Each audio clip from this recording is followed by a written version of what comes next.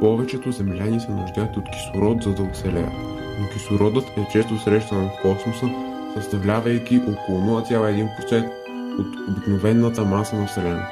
Има много повече водород 92% и хелий 7%, а много планети, включително газови гиганти като Юпитер и Сатурн, са направени предимно от тези леки елементи.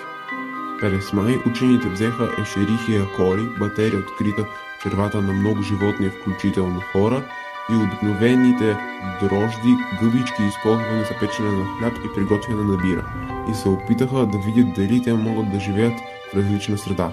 Вече е известно, че такива микроби оцеляват без кислород. Когато са поставени в колба пълна с чист водород или с чист хелий, те успяват да растат, макар и с по-бавни темпове от обикновено.